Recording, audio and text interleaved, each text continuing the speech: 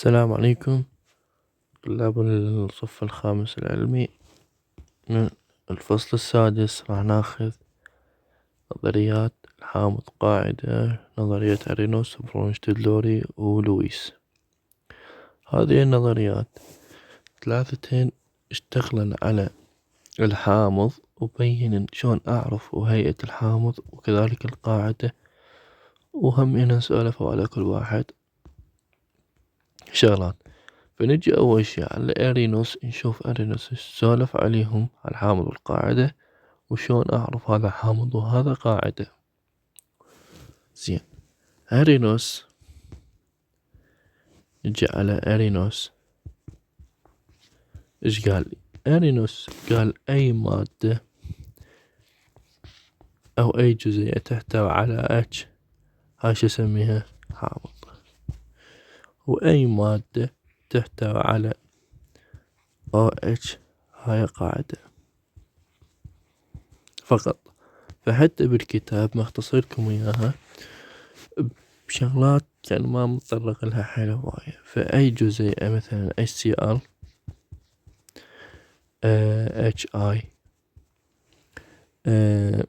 CH3 COOH هذه كلها تعتبر حوامض. ليش؟ تحتوي على H، هاي H، هاي هنا H عندي تحتوي على H فتعتبر حامض. زين، أي مادة تحتوي على OH فهي قاعدة. NaOH CaOH by 2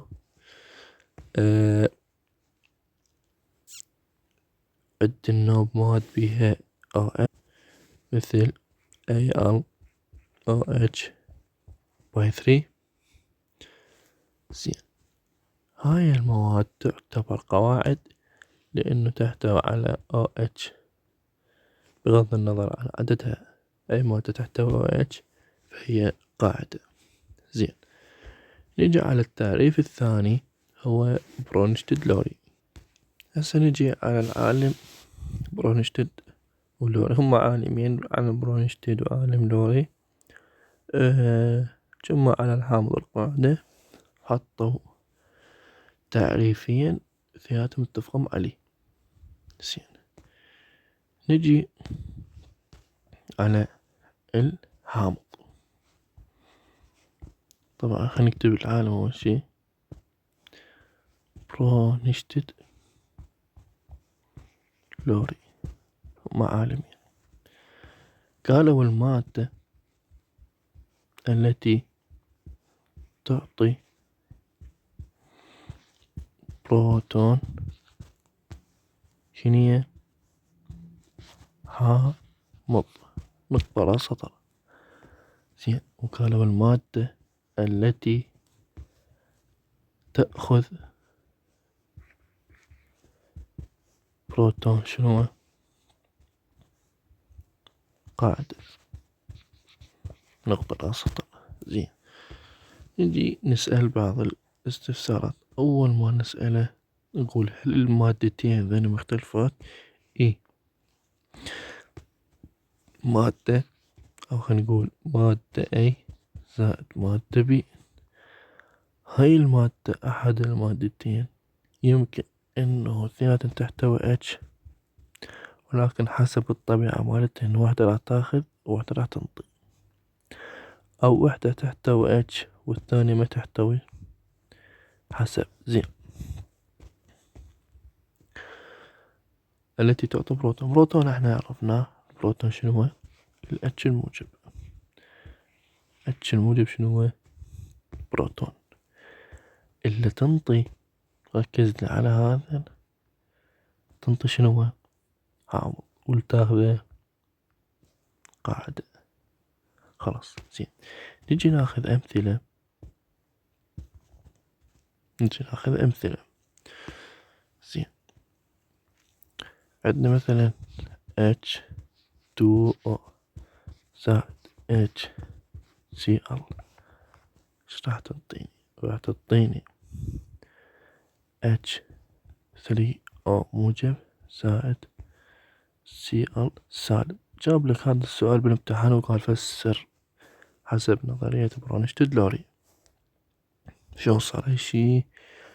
هذا شلون عرفته حامض، هذا شلون عرفته قاعدة. زين نجي احنا شو نسوي.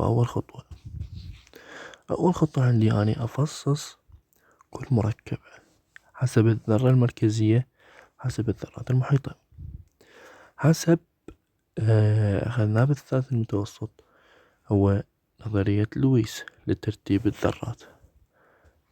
عندي الذرة المركزية O بيها ارتباطين، منها H منها H. زين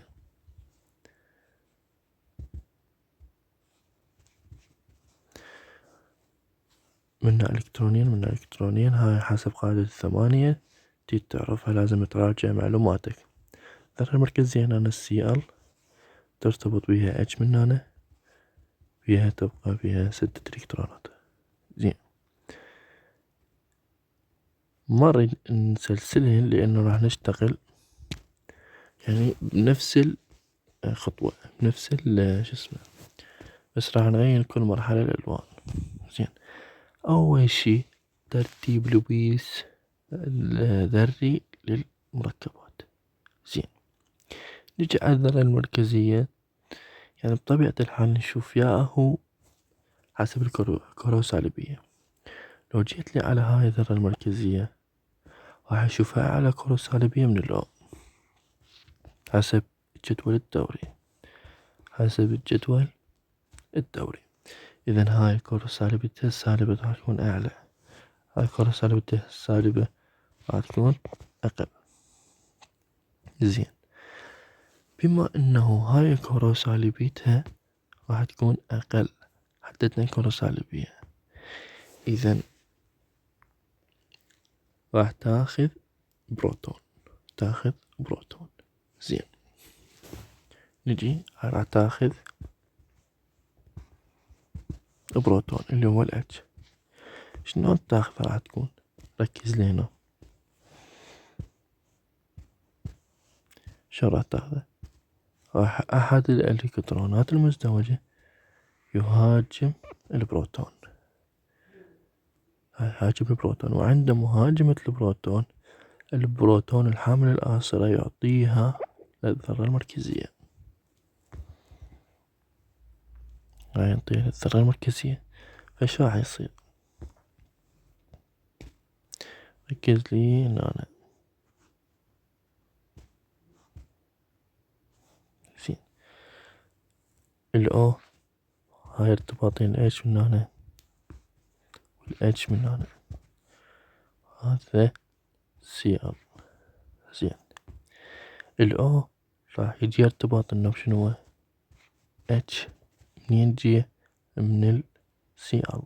زين بما انه الاكسجين خسرت مزدوج الكتروني او هذا لتكوين آثرة مع الاتش، زين والاتش ما عنده آثرة، كنا انطيناها للCl، ومن ينطيها للCl يعني انه Cl صار سالب.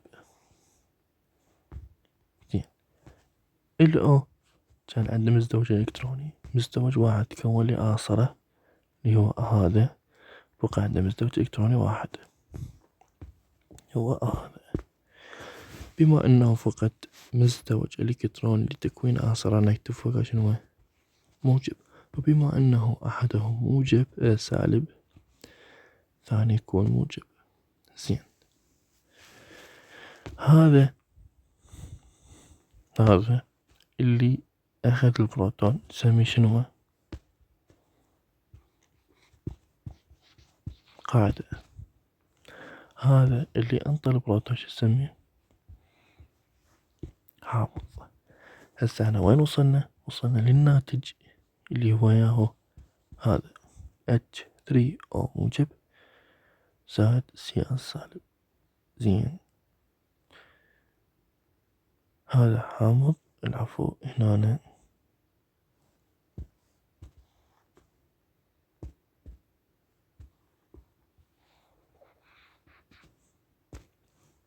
نرجع هنا، هذا انطى الاتش راح يكون شنو حامض، الى اخر الاتش قاعدة.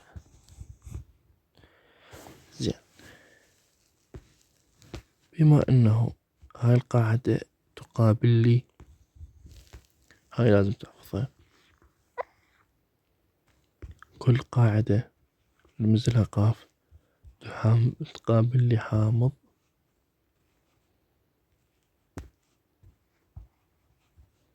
قرين، كل حامض راح يقابل لي شنو هو؟ قاعدة قرينة،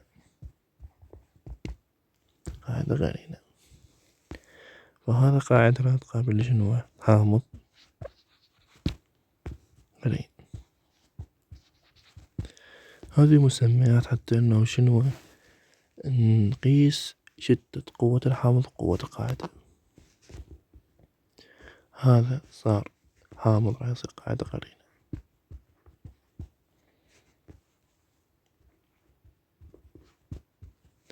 قاعدة قرينة. زين،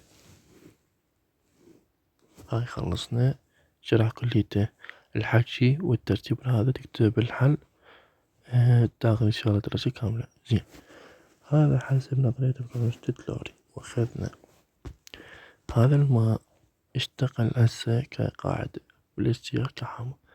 اذا نجي حسب الماء هذا خليه يشتغل كحامض. شنو؟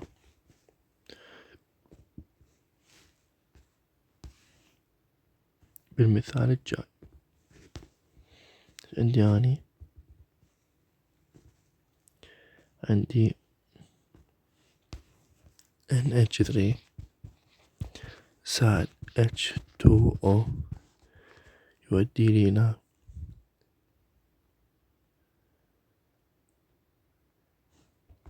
راح يصير لي NH4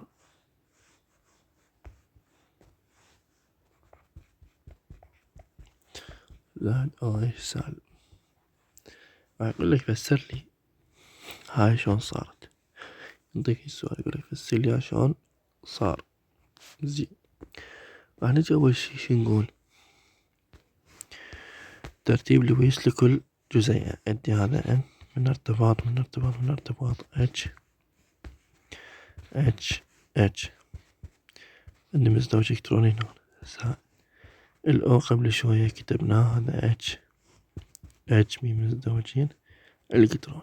زين، تريد تقيس انه تقول هاي الكرة سالبيتها عالية، هاي الكرة سالبيتها واطية، او تريد تقول انه هاي تحتوي على مزدوج الكتروني 2 وهاي 1، فلازم تكافئ 1 ويا 2 انه تاخذ بروتون. 1 ياخذ بروتون القليل الضعيف. زين، تيجي انت اذا هذا الالكترون راح ياخذ شنو هو؟ H راح ياخذ بروتون. هاي آخر وين تروح اي هنا، تروح اي هنا. شو راح يصير؟ راح يصير N منها H ومنها H ومنها H الأصليات راح تجي الزيادة. بما انه اخذ راح يكون موجب، بما انه ال O وال H ظلت هن الانطن راح يكون سالب. خوش عيني، راح يكون سالب. زين، هذا اللي انطى شو نسميه؟ اللي انطى حامض. هذا لازم نسجله فوق. هذا الانطى حامض، هذا قاعدة اخذ. زين، قاعدة شو تكافئها؟ حامض قرين. والقاعدة شو تكافئها؟ حامض قاعدة قرين. زين، كملنا. كملنا.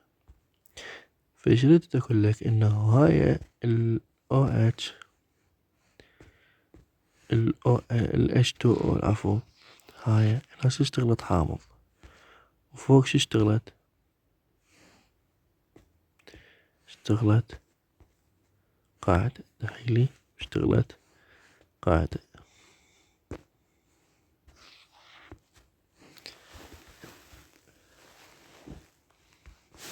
زين، هسه نجي على آخر نظرية، هي نظرية لويس. عملية لويس يعني بيها نمط من السهولة، إنه قال المادة التي تحوي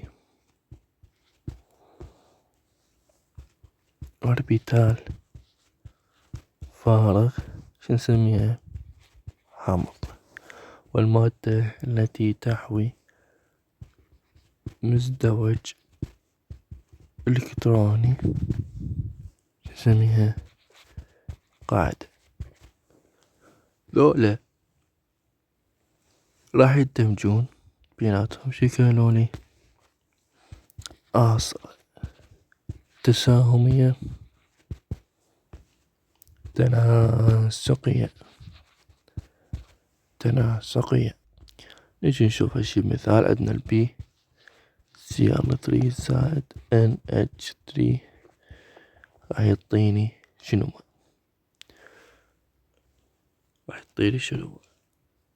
زين،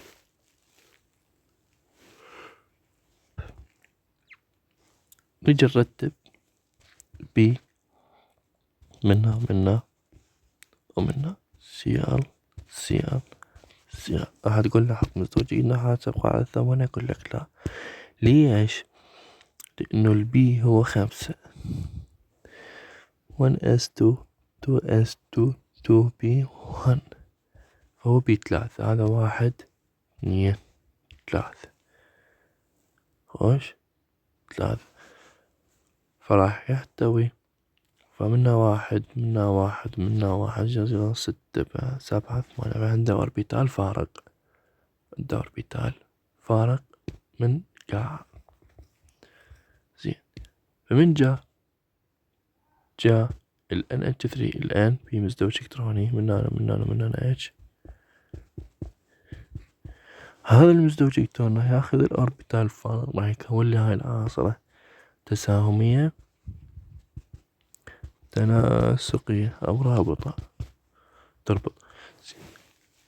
فراح يصير بهالشكل N H من هنا البي Cl هاي الشكل راح يصير.